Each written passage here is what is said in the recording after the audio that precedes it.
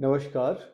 मैं आशा करता हूँ कि आप सब लोग ठीक होंगे और अपने-अपने फ़ील्ड में अच्छा कर रहे होंगे। मेरा नाम सुनील राय है और मैं bio energy, biomass large scale aggregation और डेंसिफिकेशन, बायो सीएनजी का फीड स्टॉक का aggregation, storage long term tie ups, ये सारे फ़ील्ड में मैंने बहुत सारे काम किया है। और मुझे कहीं लगा कि the online platform is the best platform to connect with the audience, not to have a commercial benefit of it. The benefit behind is to educate, to guide, to prevent the big losses or the youth coming to the this field.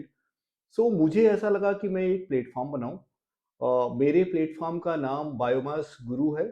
जो platform आपको help करेगा decision making में।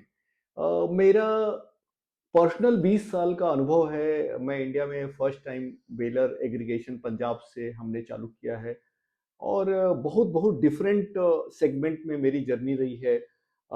मैं Indian army में था और उसके बाद मैं एक ही स्टार्टअप में काम किया, फिर इंडिया की सबसे बड़ी कंपनी बिग कॉरपोरेट में मैंने काम किया और पिछले 1.5 साल से मैं एंटरप्रेन्योर हूँ। मैं कंसल्टेंट हूँ, एडवाइजर हूँ और डिफरेंट डिफरेंट सेगमेंट में मैं गेस्ट स्पीकर भी रहता हूँ।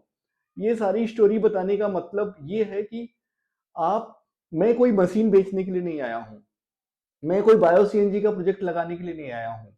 मैं ब्रिकेट पैलेट प्लांट को आपको सेल करने नहीं आया हूँ।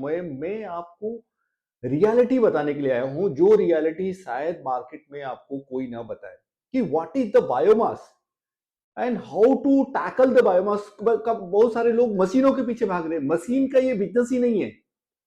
दैट इज फैक्ट कि ये मशीन का बिजनेस होता तो कोई भी बिजनेस कर लेता। अगर जो अगर जो मेरे से बहुत सारे लोग पूछते हैं, सर ये बायोमास है क्या, सर ये पैलेट्स है क्या, सर ये बायो सीवीजी है क्या, तो मैं सीधा एक लाइन में आंसर देता हूं, this all about how efficient you are aggregating the biomass. मतलब इसका सिंपल है कि बायोमास कलेक्शन कितना इफिशिएंट आप करते हैं, उसके ऊपर ही आपकी पूरी इकोनॉमिक्स डिसाइड होती है। चलिए इसको हम सेगमेंटेशन में करते हैं। आज एक लाइन बोल दिया तो आपने बोल दिया, इससे क्या फर्क पड़ता है। बहुत सारे लोग होंगे, कमेंट्स होंगे और होनी भी चाहिए बीइंग अ ह्यूमन। तो मैं ऐसा मानता हूं कि मैंने एक ब्रिकेट प्लांट 4 करोड़ लगा के खरीद बना दिया। अच्छा प्लांट लिया, चाइना की यूलोंग की मशीन लिया मैंने, जो बेस्ट आज की डेट में है। मैंने सब कुछ तो कर लिया, बट मेरे पास बायोमास चल के नहीं आ रहा है। बायोमास कैसे चल के आएगा? बायोमास को चलाने के लिए ड्राइवर्स मैंने क्या क्या अडॉप्ट किए, मैंने कितने स्पेशलाइज्ड ट्रॉलियों में इन्वेस्टमेंट किए, मैंने कितने फार्मर से कनेक्ट बनाए, मैंने एक उसको इनेबलर किस किस चीज को बनाया। सो इसके ऊपर मेरा बायोमास का बिजनेस डिपेंड करता है।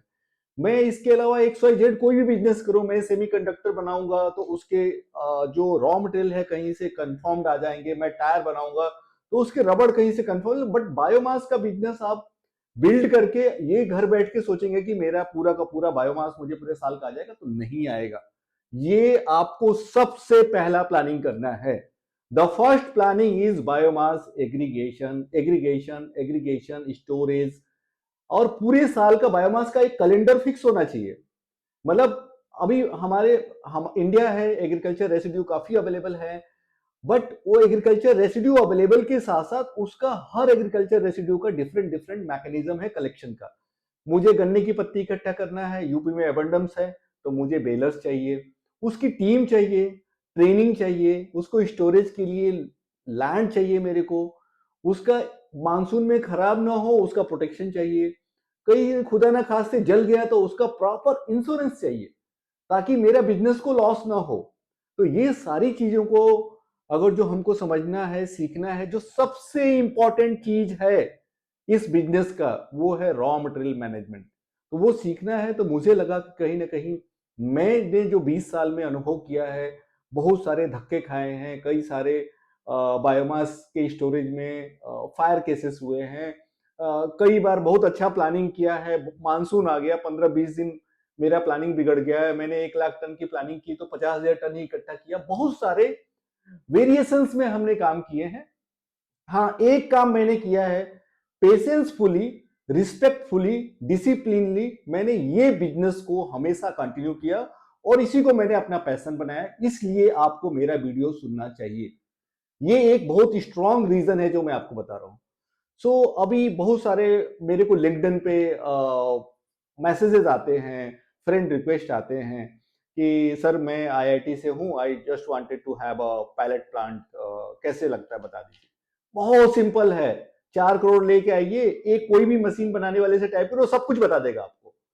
आपका पहले ऑर्डर लेने से पहले आपका मटेरियल भी सेल करवा देगा। लेकिन मैं आपको जो बताने वाला हूं वो शायद कोई सच्चाई नहीं बताएगा, क्योंकि आपको सबसे पहला प्लान करना है, उस एरिया का सर्वे करना है जहां पे आपको पैलेट प्लांट आप लगाना चाहते हैं, बायो सीवीजी प्लांट लगाना चाहते हैं। बहुत सारी कहानी घूम रही है, नेपियर ग्रास, नेपियर ग्रास पे हम लगा लेंगे सर। एक्सेल सीट में बहुत अच्छा दिखता है नेपियर ग्रास। एक जगह पे 20,000 रुपए पर एकड़ लैंड है, एक जगह पे 1 लाख रुपए पर एकड़ लैंड है, उसका कॉस्ट उसमें आएगा।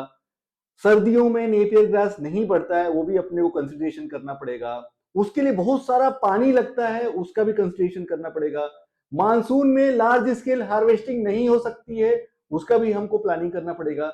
लेकिन ये सारी चीज करने के लिए होना क्या चाहिए? सबसे पहला इन्वेस्टमेंट है रॉ मटेरियल की स्टडी में आप इन्वेस्ट करिए, प्लानिंग में इन्वेस्ट करिए। 2-4 लाख रुपए जा रहा है, जाने दीजिए, but you are going to save crores with this expertise, with this knowledge, with deep drive. So इसमें मतलब आपको ये बहुत सारी चीजें सेव करेंगी। और मेरा ऐसा अनुमान नहीं है कि मैं ही केवल एक्सपर्ट नहीं हूं, बहुत सारे लोग एक्सपर्ट हैं।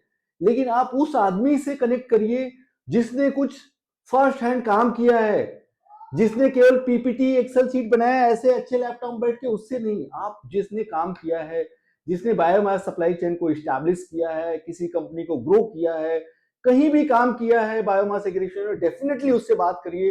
वो आपको चैलेंजेस बताएगा, वो आपको रियलिटी बताएगी कि इसके जो ऐसा ग्रीन ग्रीन दिखा के पीछे क्या ब्लैक स्टोरी है, वो कोई भी नहीं बताएगा आपको। वो स्टोरी मैं बताऊंगा। मेरे ऐसे ही वीडियोस आएंगे आपके पास और आपका प्यार मुझे मिलेगा तो मैं ऐसे और मोटिवेट होकर और वीडियोस बनाऊंगा। आप इसको लाइक करिए, सब्सक्राइब करिए, शेयर करिए, ताकि मुझे मोटिवेशन मिले और मैं आपके करोड़ रुपए सेव कर पाऊं, just for only the sharing the information. जय हिंद, जय भारत।